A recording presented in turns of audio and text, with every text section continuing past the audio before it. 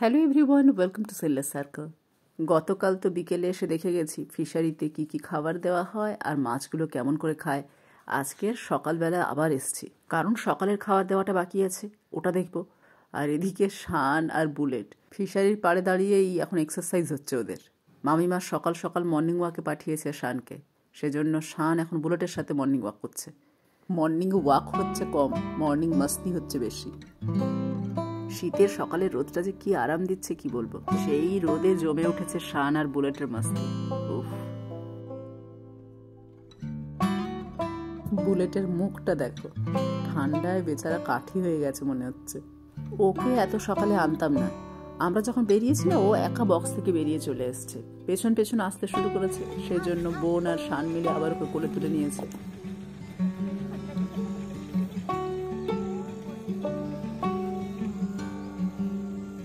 আগের ভিডিওতে দেখিয়েছিলাম মনে আছে, এই ঝিলপাড়ে একটা অস্থায়ী বাড়ি করা হয়েছে, সেই বাড়ির পাশে আবার মামা বেগুন গাছ লাগিয়েছে, ছোট ছোট বেগুনও ধরেছে দেখো। মাটির ছোট তুলসী মঞ্চও করা আছে, যেখানে সকাল সকাল মামা ধূপ দিয়ে ঠাকুর প্রণামও করে নিয়েছে।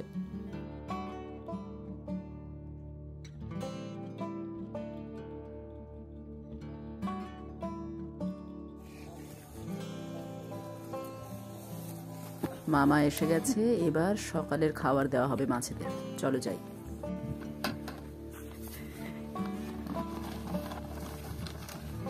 এটা লিকুইড খাওয়া, ঠিক আছে? আচ্ছা, এটা লিকুইড খাওয়া, এর মধ্যে গোবর পচানো হচ্ছে, ঠিক? গোবর, বাদাম পেড়াই, সর্ষে পেড়াই, হ্যাঁ, এগুলো দেওয়া হচ্ছে। এই খাবারটা এখন করছে, তৈরি হচ্ছে। ও এইটা হয়ে গেছে, এটা থেকে খাওয়ার যাবে। আচ্ছা, গুলিয়ে দিলাম।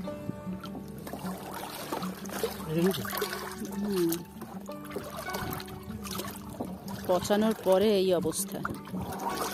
পচানোর পর কি গন্ধ গো বাপরে বাপ, গন্ধটা ভীষণ বাজে। এই লিকুইডটা তৈরি হয়ে গেছে খাবার দেওয়ার জন্য, আর পাশেরটা এখন পচছে, ওটা 3-4 দিন পরে দেওয়া হবে। এখান থেকে 6 বাটি নিয়ে নেবো ট্যাঙ্কিতে। এক একটা ট্যাঙ্কিতে 6 বাটি করে। বিকেলে ওই ভাষা খাওয়ার যেটা কালকে। হ্যাঁ হ্যাঁ হ্যাঁ,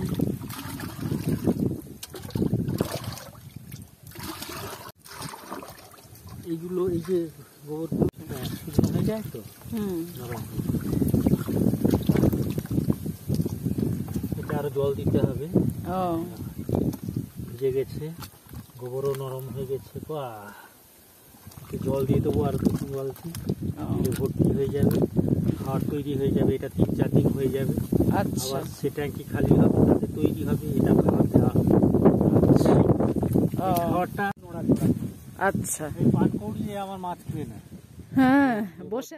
মামা এদিকে খাবার নিয়ে রেডি, আর ওদিকে পানকৌড়ি ও মাছ খাওয়ার জন্য রেডি, সেও এসে গেছে। এই আগাছাটা দেখো কি মিষ্টি দেখতে, ফোয়ারার মতো।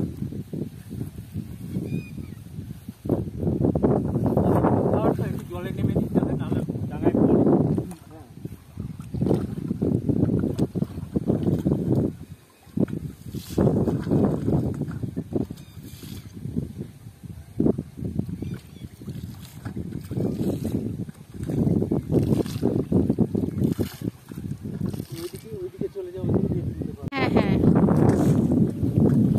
সকালের লিকুইড খাবারটা যেহেতু জলের সাথে মিশে যায়, তাই ওরা ডুবে ডুবে এই খাবারটা খায়। এই ধরনের জৈব খাবার খেলে না ওদের ওয়েটটা তাড়াতাড়ি বাড়ে, ওরা শারীরিকভাবেও সুস্থ থাকে। কিন্তু খাবারটা বাড়ানোর একটু কষ্ট আছে, সব পচাতে হয়।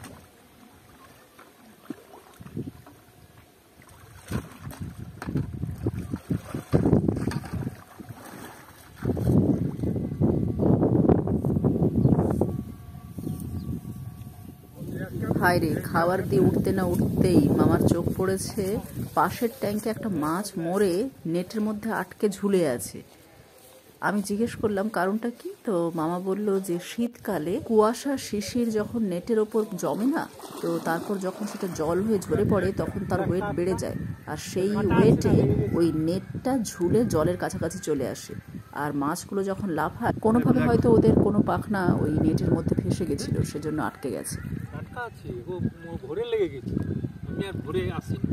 ব্ল্যাক ক্যাপটা গেছে, আমি আবার জাল খেতে দিয়ে গেছিলাম। এই জাল কালকে খুলে নেবো, কালকে শেখরকে কি সুন্দর তো। এটা একটা চারা ব্ল্যাক কার্প, একদম টাটকা, মনে হয় ভোরেই হয়েছে এটা, ওই জন্য মাছটা এতটা টাটকা আছে। ওই দেখেছো একপাশে নেট ঝুলে নিচে চলে এসছে, ওই শিশির আর কুয়াশার ভারেই জলের এতটা কাছে ঝুঁকে পড়েছে নেটটা। ওই নেটটাকে টেনে আবার বাঁধতে হবে, নেট না বাঁধলেও তো বিপদ, পাখি এসে সব মাছ খেয়ে নিয়ে চলে যাবে। মাছটা খুব সুন্দরভাবে মামা সুতো দিয়ে বেঁধে দিয়েছে, এবার মালিকের হাতে মাছ চলে যাচ্ছে বাড়ি।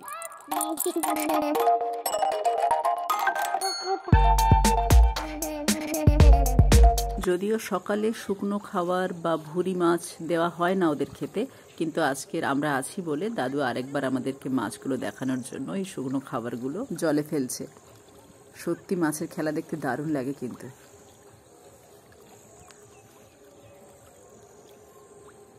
একটু আগেই লিকুইড খাবার দেওয়া হয়েছিল তো, সেই জন্য মাছগুলো একটা সাইডে চলে গেছে, এইদিকে একটু কম এসছে। আবার সন্ধান পেলে, খবর পেলে ঠিক চলে আসবে। আর ওরা কিলবিল করা মানেই আকাশে আবার ঝাঁকে ঝাঁকে পাখি।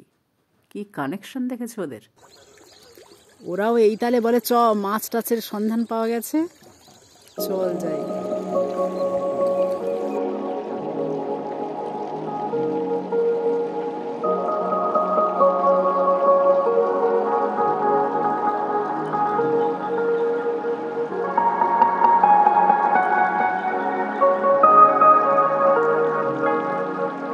কালো কালোগুলো সব ব্ল্যাক কার্প, আর যেগুলো লালচে মতো মাঝে মাঝে ভেসে উঠছে ওগুলো সব রূপচাঁদ, রাক্ষসে মাছ। এই যে ছোট ড্রেন মতো দেখছো, এই ড্রেন পথেই নদীর জল ফিশারির মধ্যে ঢোকে। এই পথে প্যাকেটে যেটুকু খাবার বেঁচেছিল পাশের ট্যাঙ্কে দাদু ছড়িয়ে দিয়েছিল, তারপর দেখো মারামারি শুরু হয়ে গেছে।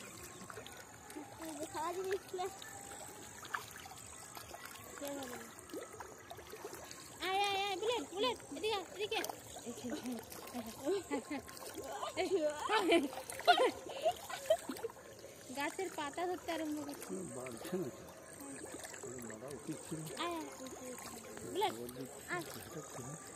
আমি এখানে মাছ নিয়ে ব্যস্ত, ওরা ওদিকে বুলেট নিয়ে ব্যস্ত, সবাই যে যার মতো ব্যস্ত।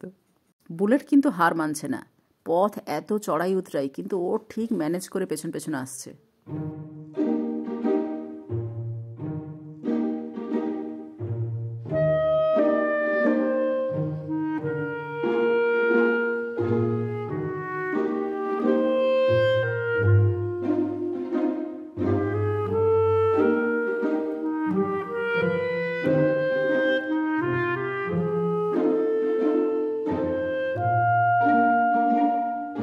দেখো দাদু এই অনেক পুরনো গাছের গুঁড়িটা দেখিয়ে বলছেন যে এটা মানে অনেক বছর আগে এই জায়গাতে, মানে যেখানে আমরা দাঁড়িয়ে আছি না, এখানে আগে নদী ছিল।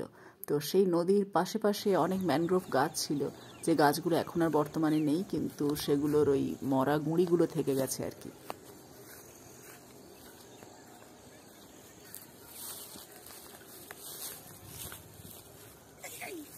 এই দেখো সেই গোমুখ যেগুলো মাছ খায়, প্রচুর হয়ে আছে এই রাস্তার দুপাশে, প্রচুর হয়ে আছে।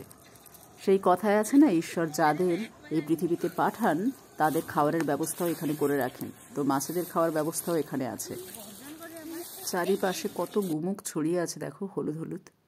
আপাতত বুলেটকে নিয়ে বাড়ি ফেরার পালা, কারণ ও বেচারা সকাল থেকে এত কসরত করছে, ওর নির্ঘাত খিদে পেয়ে গেছে, সেজন্য আমাদের বাড়ি ফিরতে হবে। তোমাদের ভিডিও কেমন লাগলো অবশ্যই কমেন্টে জানিও। আর এই দেখো যাওয়ার সময় রাস্তার পাশে কেউ হয়তো ঢ্যাঁড়স চাষ করেছিল অনেক মাস আগে, সেই গাছগুলো শুকিয়ে গেছে, এখন তার কঙ্কালটাই দাঁড়িয়ে আছে। শীতকাল তো, চারিপাশের এখন তো ধান কেটে নেওয়া হয়েছে, সেজন্য মাঠঘাট সব যেন শুকনো আর কেমন ফুটি ফাটা মতো হয়ে গেছে, সব জায়গায় যেন জল শুকিয়ে একটা টান ধরেছে। এখানে রাস্তার পাশে আরেকটা জিনিস দেখতে পেলাম, এই জায়গাটা একটু গভীর, আর এখানে দেখো মাছ ধরার ওই খাঁচা বসানো আছে, যেটাকে গ্রামের ভাষায় অনেকে খাঁচারি বলে থাকে। চলতি কথায় তো আমরা বাঁকি, অনেকে মুগরি এসবও বলি, তোমরা তোমাদের ভাষায় কি বলো এটাকে পারলে কমেন্টে জানিও। দাদুর এক হাতে বেহালা, এক হাতে মাছ, মালিক মাছ সুর দুটোই সঙ্গে করে নিয়ে যাচ্ছে। আসলে দাদুকে দিনের বেলা ফিশারি পাহারা দিতে হয়, তখন বসে বসে কি করবেন, ওনার তো একটাই বেঁচে থাকার রসদ, সেটা হচ্ছে সঙ্গীত। তো সঙ্গীত রিলেটেড কিছু একটা করতে হবে, সে কোনো কিছু বাজানো হোক বা নতুন গান বানানো, সুর করা, যা হোক কিছু একটা করতেই হবে দাদুকে। এভাবেই সময় কাটে দাদুর। আর এই দেখো এখানে নেট দিয়ে ঘেরা আরেকটা পুকুর দেখতে পাচ্ছ না বাম দিকে, ওটাও এক মামার ফিশারি। প্রথমবার সবাই ফিশারি করছে, তাই সবার বেশ পরিশ্রম হচ্ছে আজকাল। একদিকে অফিস, একদিকে ফিশারি। যাই হোক, আজকে ভিডিও এবার শেষ করি, নেক্সট ভিডিওতে আবার দেখা হবে। Thanks for watching.